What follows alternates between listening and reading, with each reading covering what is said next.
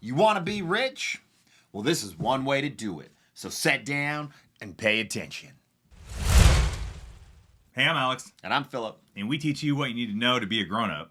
Because adulting shouldn't suck. If you're new to this channel, make sure you hit that subscribe button and the comments below. Let us know what you want to be when you're a grown-up. In this video, we're going to cover what compound interest is, how your money grows over time, and why it's important to start when you're young. First off, before we get started, we are not financial advisors.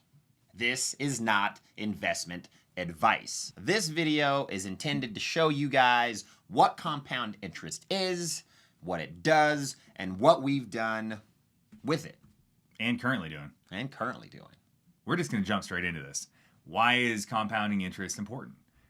Simple answer is it makes money grow faster. So you make a deposit, and then you earn interest on that deposit.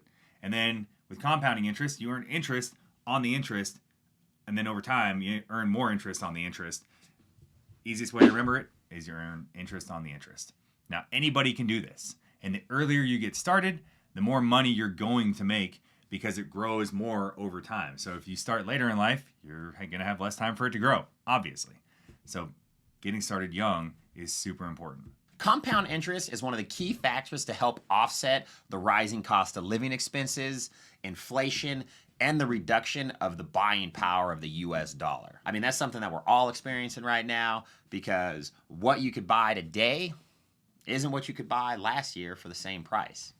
It's going to cost more this year. Investing isn't just about how much money you have to invest. It's also about how much time you have to invest. Mm-hmm.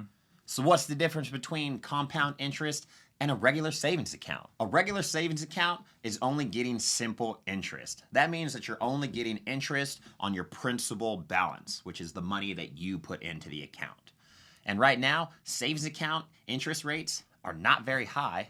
They never have been. No, they're dog crap right now. And they 100% don't keep up with inflation at all. The only way that you're going to keep up with inflation rates right now is if you invest your money. So there's this thing in the investing world called the Rule of 72.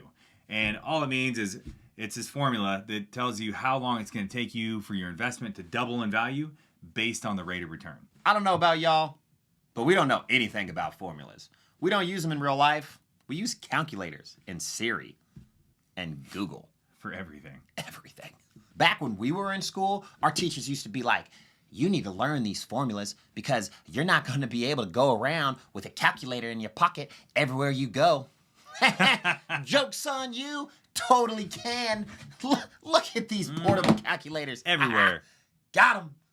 Okay, so the Rule of 72 is one of the perfect examples or the best examples of why people don't care about money. Because this is one of those things that if you have to actually do the formula, like you would probably have to do in high school or something if you're learning about money, nobody's going to ever want to do it again. You look at these formulas right here on Investopedia.com, which is one of the main investing websites, and no normal person is ever going to sit down and want to work out these formulas. So that formula that I just showed on Investopedia, that stuff might as well be mumbo jumbo. Nobody's going to know what that means in the regular world, especially once you're out of school and you don't use formulas anymore. Not going to do it.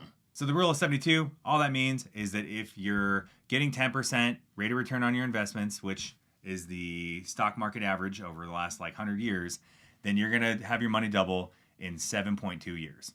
Pretty simple. You don't really need all those formulas to understand that.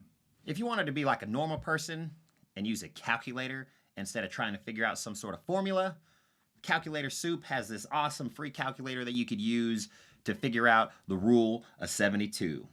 If you want to go check this calculator out, it's going to be in the description below. So go down there and click on that link. But it pretty much looks like this. If you put in 5% for your annual rate of return, it's going to take you 14.4 years to double your money. If you're making 10% annual rate of return, you're going to be making your money back in 7.2 years.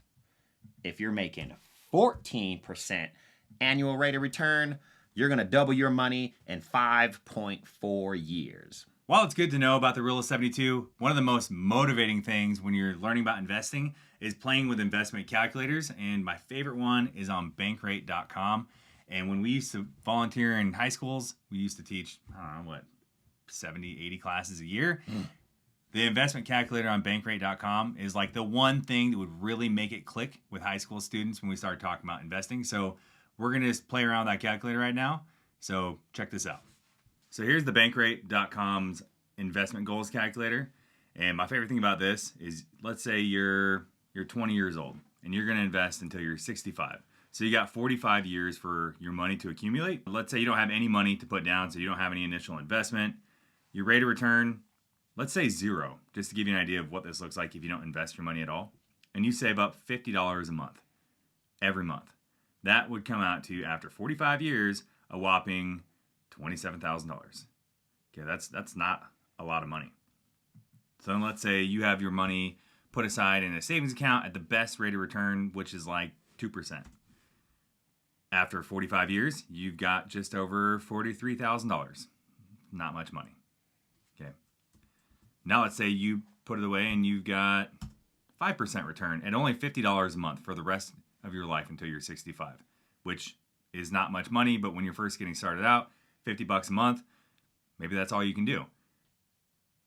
That would come out to almost $98,000. And then the investing average is a 10% rate of return.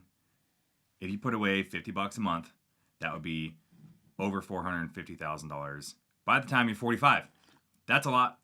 That's a huge difference compared to $27,000 if you just stuck it in a savings account and you didn't earn anything. So that's a really big deal.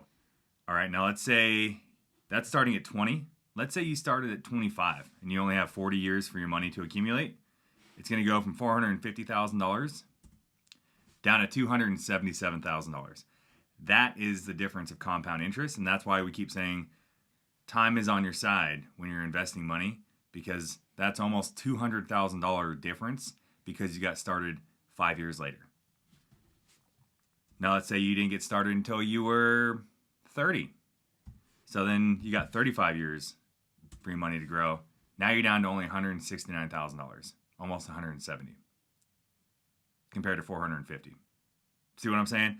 That's a huge difference over the course of your life. Now maybe you put away more than that. Let's say you can put away $100. Let's go back to saying you're starting when you're 20 for 45 years until you're 65. $100 a month comes out to over $900,000. Damn. That's a big chunk of change. That's almost $1 million. The numbers that Alex was showing, they speak for themselves. When we volunteered at all those local high schools, like we were saying earlier, this right here is what opened up all the high schoolers' eyes, and they were like, OMG, look at all this money.